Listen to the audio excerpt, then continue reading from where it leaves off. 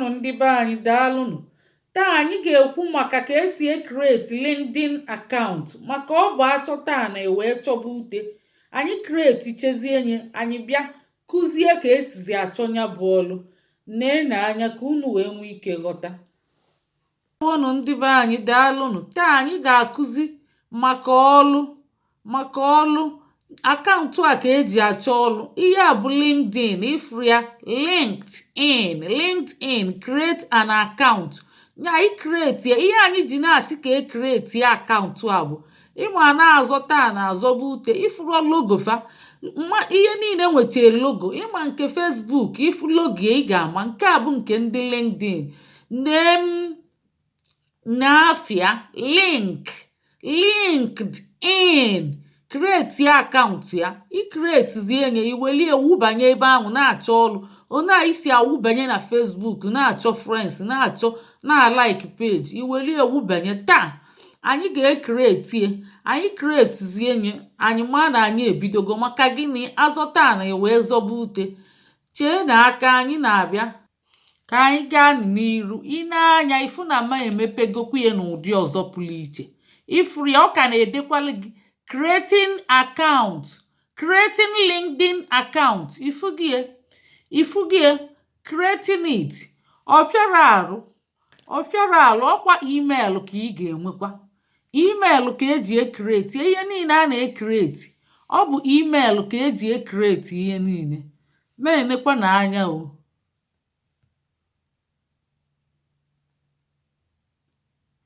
Sọsọ email ka ị need ya na few minutes. Ị ga-afụ ka esikwa emie.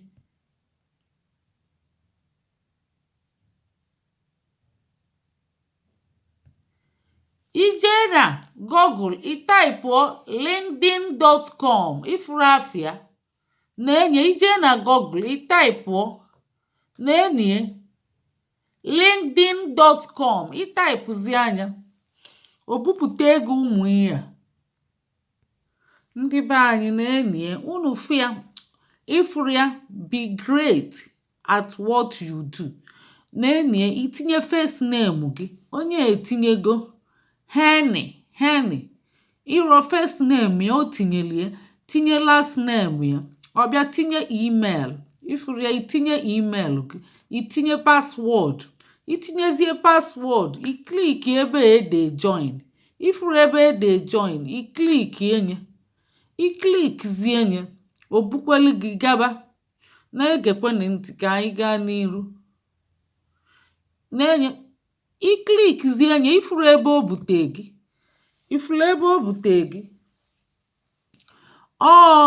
Ebe ị ga-etinyekwa motin. Ifuru ya your profile help you discover the right people and opportunity. Ya bụ ihe discover right people and opportunity. So ị ga-eme profile gị ọ dị mma. Ifuru onye most recent job title ọ dị mechanical engineering. Iwu gị mechanical engineer o delie.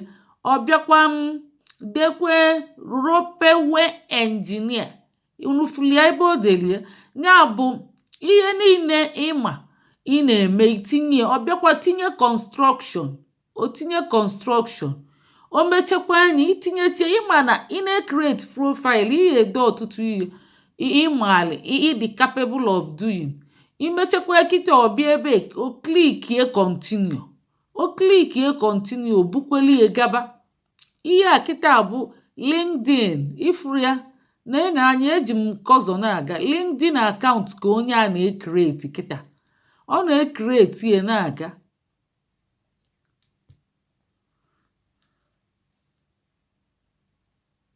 Ifuru ya mgbe ị mezi continue ahụ ị ga-verify ya akaụntụ gị. Ị ga-aba n'ime akaụntụ gị klikie confirm tupu i wee bidokwe gaba n'iru. Ifuru ya n'ebe o delie let's confirm your email. Ifuru ya kịta ọ batago na email ya. Ihe a bụ email. LinkedIn esendigoli confirmation. Ọ ga-abịasị klik enye. Ifuru ya na-enye Henry, your account pin is iflia. Na-enye please confirm your email. Ihe anyị ji eme bụ achọta na ewee chọba ute inwe ihe a iwezieli na-eme gịnị na-achọzi ọlụ. O nwekwu ndị ọzọ ị ka ga-emekwa, mana ka anyị bidogodi na nke a. Ka anyị bidogodi na nke a.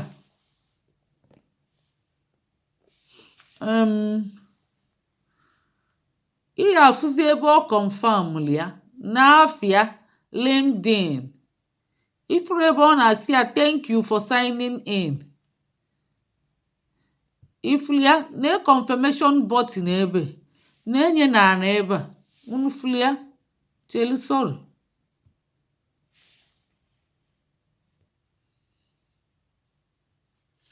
Ifuru ya okwu unufuru ya ime confirm, imechezie confirm. Ị gabakwa n'iru na email gị ka ị nọ kịta ị na-confirmzi LinkedIn ihe o sendili gị na akaụntụ gị nya ka ị bịa confirm ọnya. Ifuru ya obupụta gị nke a, add your email contact to see who you already know on LinkedIn. Ị add ya obupụta gị ndị makwa nọ na LinkedIn already, mana ọ bụrụ na ị chọrọ ime skip. Ọ bụrụ na ị chọrọ add obupụtakwa gị ndị ma already. Ọ bụrụ na ị chọrọ ime skip ị continue. Ifuru ya obupụtakwa gị ọzọ ka ị na-eme continue obupụtakwa gị ọzọ akaụntụ ka a na-create. Ọ bụ unufuru ya creating LinkedIn account. So stage nke a ka anyị nọ kịta, adding a photo help people recognize you. N'ebe ị ga-add photo, ifuru afọ onye na-ekreti akaụntụ kịta afịa bụ Henry Rosa. Ifuru afịa ọ na-aga n'iru na-ekreti and o tinyechego ihe ndị ọ na-alụ mechanical engineer at Rupewe Engineering. Ọ na-ede maka onwe. Anyị ga-afụ ka o si mechie.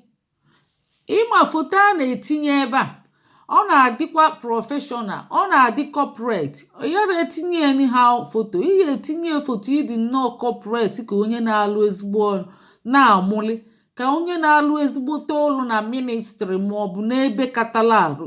Ise foto ahụ itinye ebe a. Itinye ebe a ị na-awali nwa amụ, inwe smiling face ka mmadụ nwee ike na-alike gị. Ị nwekwa ike ọ bụrụ na ị chọrọ itinye foto ime skip ị na-aga aga.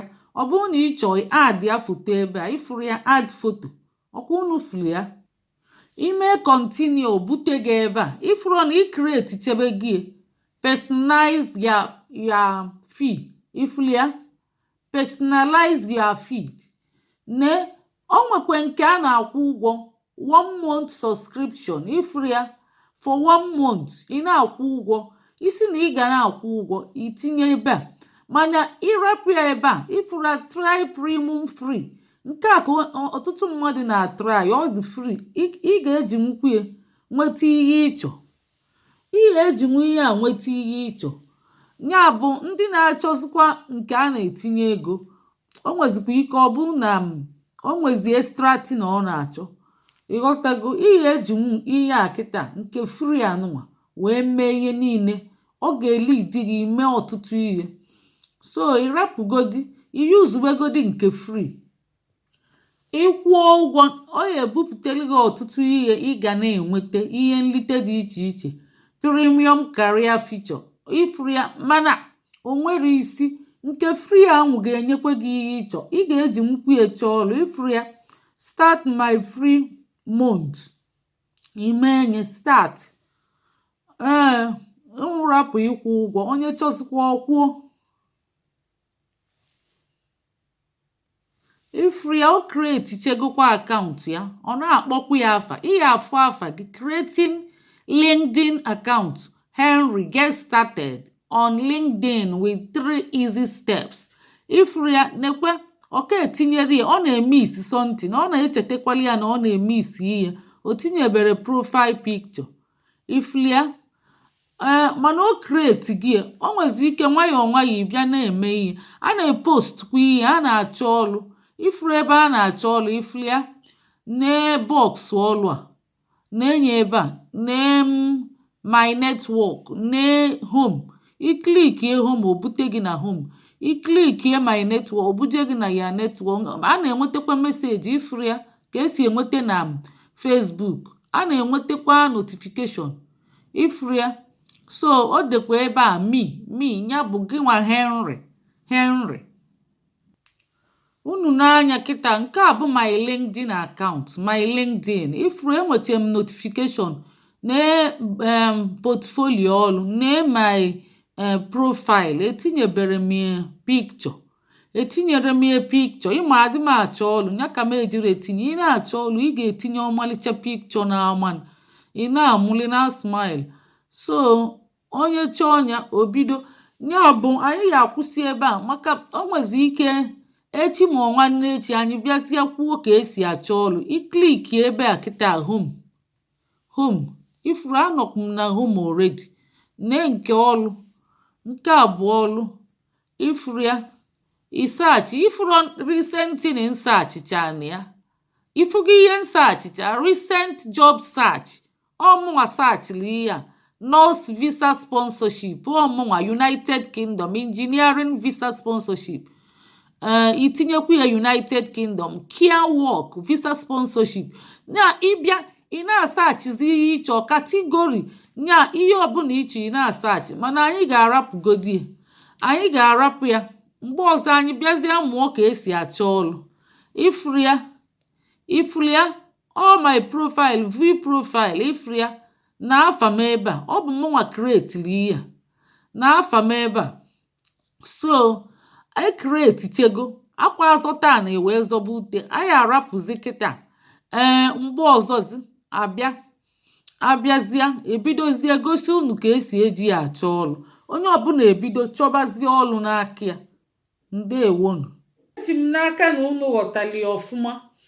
Biko ọzọzi anyị ga-abịazi chọọ ọnya bụ ọlụ ka esi achọzi ya oge ọzọ ka emesịanụ.